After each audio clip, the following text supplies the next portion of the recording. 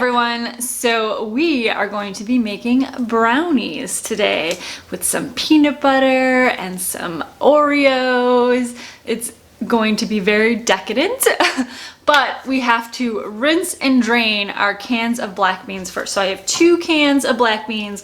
They're each around 15-ounce cans. So we're gonna get them open. We're gonna rinse them off really good, just because when you do buy canned beans, like this one has 350 milligrams of sodium and there's supposedly 3.5 servings in here. So that's a lot of sodium. So what we really want to try to do is rinse them off really good and try to eliminate as much of that extra sodium as possible. If you are using dry beans, remember, you just soak them overnight, go ahead and boil them for about 40-45 minutes, and then you're gonna need about 3 cups of cooked beans. So you can either do dried or you can do canned. I just don't have enough dried beans today, so we're going with cans for convenience, which is totally okay. All right, let's get these rinsed.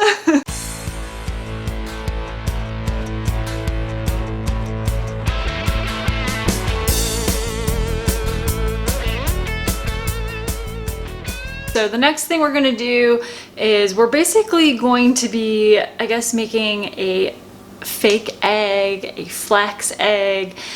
We're not using eggs, okay? We're vegan, we don't use eggs. So we have to come up with other ways to do it. And today we're using flax. So this is just flaxseed, okay? It doesn't matter if it's brown, it doesn't matter if it's gold. It's, you know, got all the same nutrients and profile and everything. So I keep it in a mason jar and actually keep it in my freezer, and that's what's really gonna help to keep it the freshest, the longest. And I do full flax seeds because I grind my flax seeds daily when I put them into my smoothie. You can buy pre-ground flaxseed meal, it's called, and I would just store it in the fridge or store it in the freezer. It's not gonna freeze, so don't worry about that. Just again, to keep it super, super fresh. But if you're able, grind it daily, and then you're really unlocking the most nutrients and maintaining the most nutrients from your flaxseed. So flaxseed and chia seeds work the same way in terms of making a replacement egg. And it's, if you're making 1 egg, like if you just need 1 egg, it's 1 tablespoon of flaxseed, ground flaxseed, and 3 tablespoons of water. You just mix it, let it sit for, you know, less than probably 5 minutes, and it basically gels, and that's going to be what's considered an egg, and that's equivalent to 1 large egg. Works the same thing with chia seeds, okay? So what we're gonna do is we're gonna grind. I have a simple coffee grinder that I do not grind coffee in. I grind flax seeds in. It's what it looks like when it's ground. There you go.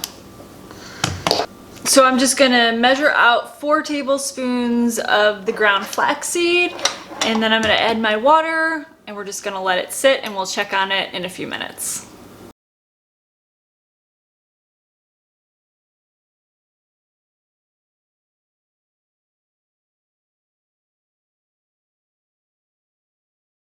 Flaxseed, it is a good source of protein, but it is super high in your omega-3s, which is going to help to decrease inflammation. And for all my females out there, 1 tablespoon ground flax every single day will take away any of your pain, and I'm talking about your cramps around that time of the month. Gentlemen, pretend you maybe didn't hear that. Or if you really love your girlfriends, sneak some flax into all of their smoothies and it may save you a headache every month. So word to the wise, flaxseed is absolutely amazing. Make sure you grind it, otherwise you don't get any of the nutrients. So there you go. There's your little tip for the day.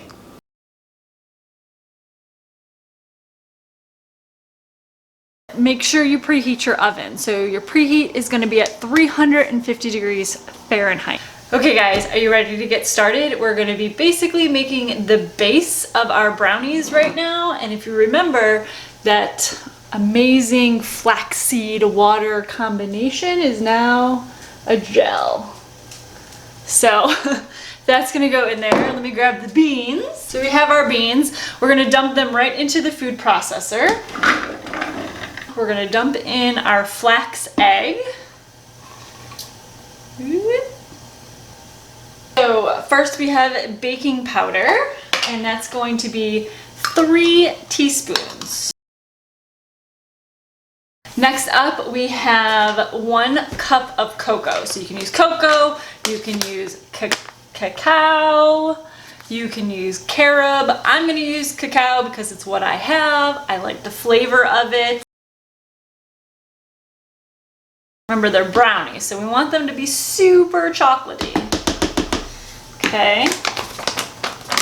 Our next ingredient is going to be a 1/2 cup of agave syrup. So I just bought this organic raw blue agave.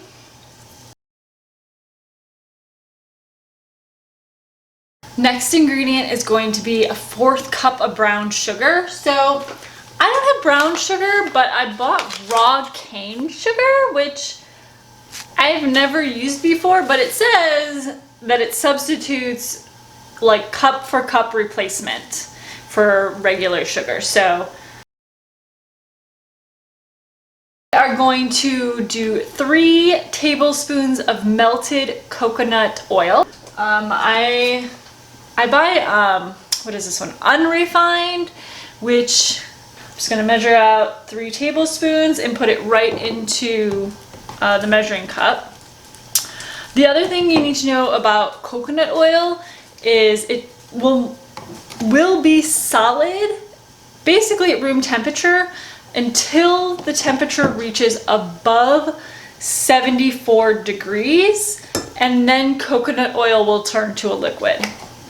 So I'm going to use a microwave just for convenience and quickness, but you could easily, you know, put the jar in a pot with some warm water and it would kind of start to melt it if you didn't want to use a microwave. But we are completely melted, all liquidy right now. That's going to go in, and 2 tablespoons of any non-dairy milk. I'm gonna start the food processor, and then I'm actually gonna pour the coconut in through the top.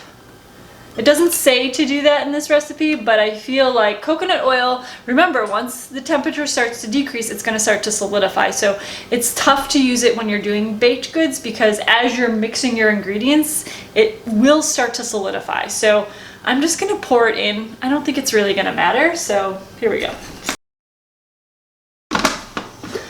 Okay guys, it looks pretty smooth, I would say. So next, what we're gonna do is we are going to grab our pan.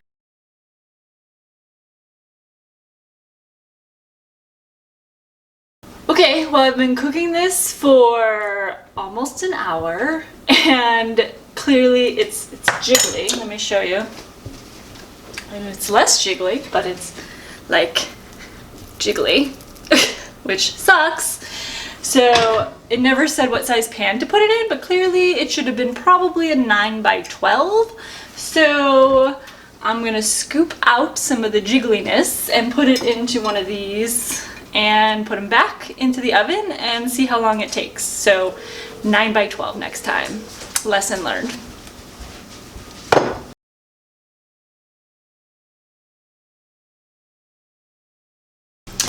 Okay, so the next 2 steps are going to be vegan chocolate chips. It's gonna be a 1/2 cup of this. We're just gonna kind of mix it into the batter.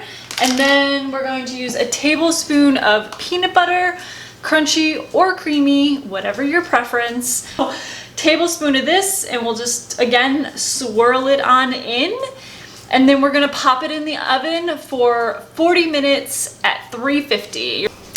Okay guys, so I split it into 2 pans like I showed you, and I think in total it cooked for like an hour and a half, and it was still jiggly when I took it out, but I think maybe the coconut oil solidified a little bit, so I think they're okay. So we're gonna go ahead and just, no, they're still soft. Okay. Well, they are where they are. I'm gonna go ahead and show you the toppings for the brownies. It's going to be melted chocolate, melted peanut butter, some Oreos crushed up, and I'm gonna chop up some peanuts as well. We're gonna go and use the double boiler, and we're going to melt down some chocolate, and we're gonna just put 2 tablespoons of peanut butter in a little bowl and put it in the microwave.